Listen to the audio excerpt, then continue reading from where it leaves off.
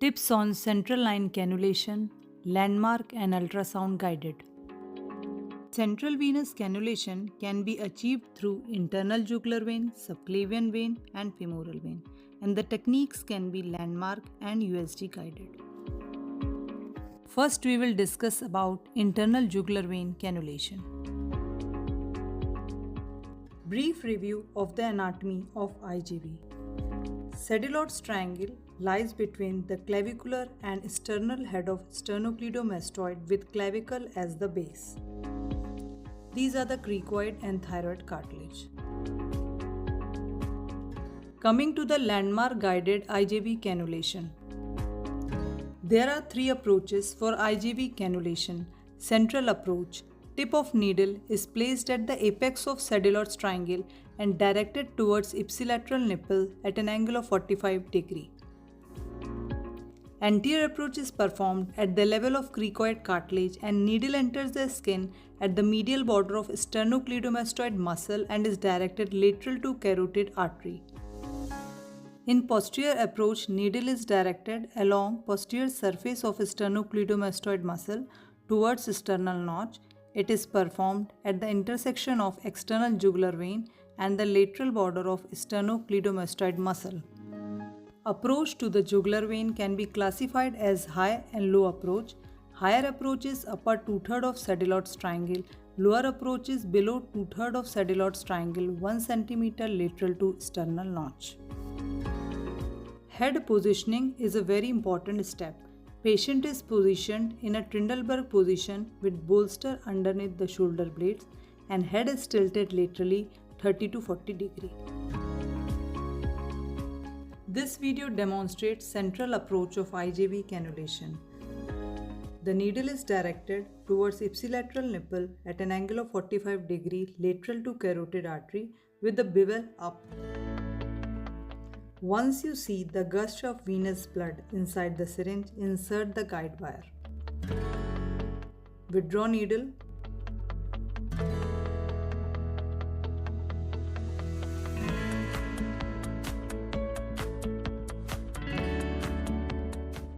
Using the dilator, dilate the passage.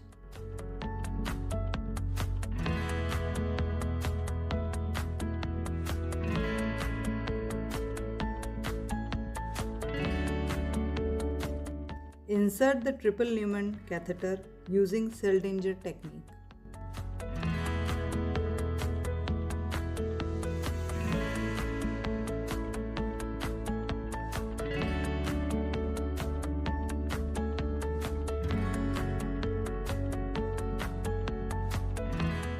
Anterior approach of IJV cannulation. This is thyroid cartilage, this is cricoid cartilage, and needle enters at the level of cricoid cartilage at the medial border of sternocleidomastoid muscle lateral to carotid artery.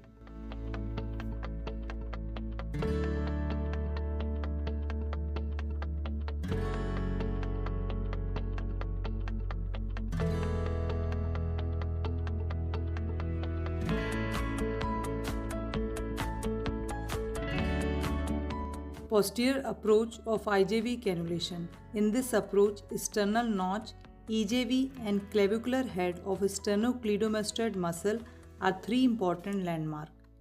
Needle enters the skin at the intersection of external jugular vein and the lateral border of sternocleidomastoid muscle and is directed towards sternal notch.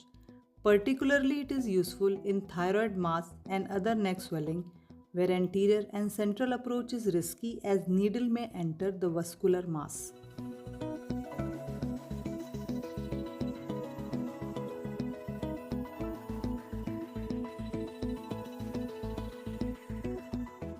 Why ultrasound is needed? Ultrasound guided IJV cannulation is particularly useful when traditional landmark techniques are challenging, as in cases of anatomical variation like left IJV. Around 80 to 85% of cases, IJV lies lateral to carotid artery, around 14 to 18% anterior and 1% medial. Ultrasound is very useful in obese and short neck patients where we cannot appreciate the landmark. In neck swelling patient where normal anatomy get distorted. In hypovolemic patients and during CPR where palpation of arterial pulse is difficult. In patients who are unable to lie flat, as in cardiac failure patients. In venous thrombosis, we can exclude venous thrombus prior to CVC placement and also in patients with coagulation abnormalities. Sonoanatomy for IJV cannulation. Ultrasound can be used in two different ways for CVC placement: static ultrasound, pre-procedural ultrasound. Here the target vein and adjacent anatomical structures are located with the help of USG probe prior to puncture. In real-time ultrasound, the target vein and the surrounding anatomical structures are in continuous vision at the time of puncture. There are various approaches for real-time ultrasound. Short axis out of plane. USG probe is placed in transverse position relative to vessel to obtain cross-sectional image of the vessel. In long axis in plane approach, USG probe is in parallel position relative to the course of the vessel. The entire needle and the depth of needle tip can be visualized, decreasing the risk of posterior valve rupture. Combined view has the advantage of both short and long axis. Short axis helps to identify the vein and long axis visualize the entire needle. In oblique in-plane approach, USG probe is 45 degree with respect to the target vessel. In neck ultrasound, the linear probe is placed transversely to visualize tongue. The probe is moved downwards and epiglottis is seen. Further moving downwards, we can appreciate hyoid bone,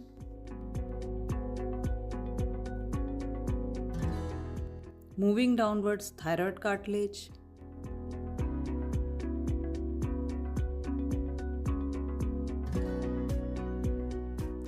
tracheal rings,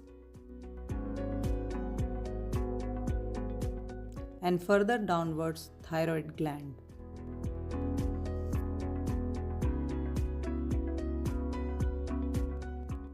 The linear probe is placed transversely at the level of thyroid cartilage, that is at the apex of triangle, and moved laterally to obtain cross-sectional view of carotid artery and IJV.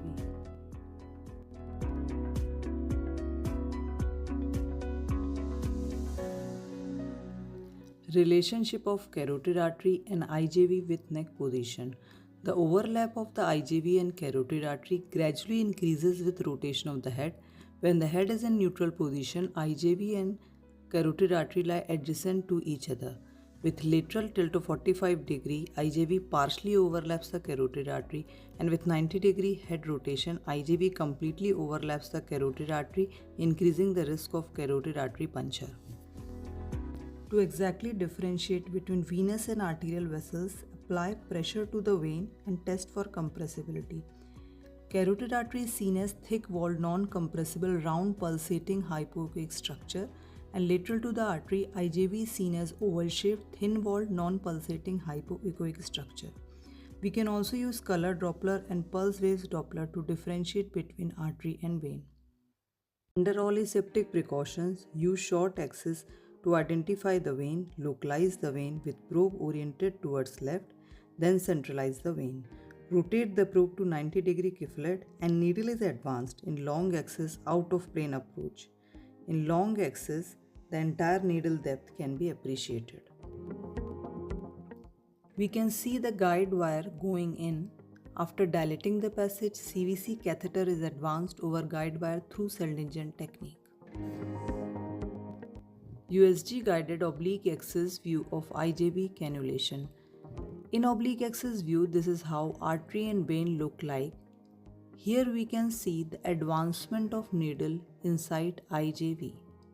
The probe is held obliquely with kiflet pointer between the patient's chin and right shoulder.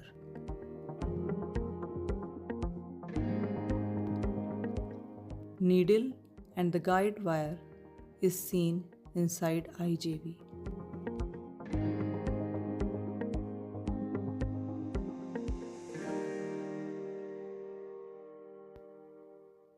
Moving to subclavian vein cannulation.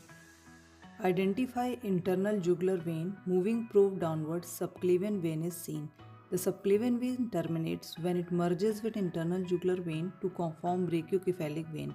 Subclavian vein is direct continuation of axillary artery beginning at lateral border of the first rib. Subclavian vein cannulation landmarks primarily include the clavicle, the sternal notch, and the first rib. There are two approaches for subclavian vein cannulation: infraclavicular and supraclavicular approach. Patient is placed in Trendelenburg position with head turned towards contralateral side, rolled up towels between shoulder blades, and the arms abducted. 18 gauge needle is inserted 2 cm inferior to midpoint of clavicle, walk down the clavicle and advance just deep to the clavicle towards sternal notch. Needle is kept horizontal at all times and continuous aspiration technique applied. This is USG guided subclavian vein cannulation. Probe is placed longitudinally to identify artery and vein. Now vein centralized, probe move transversely and needle is entered through in-plane approach.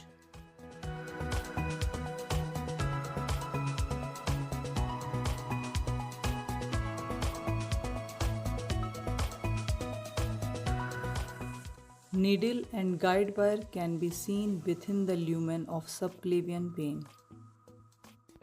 Tip of catheter inside the subclavian vein. Moving to femoral vein cannulation.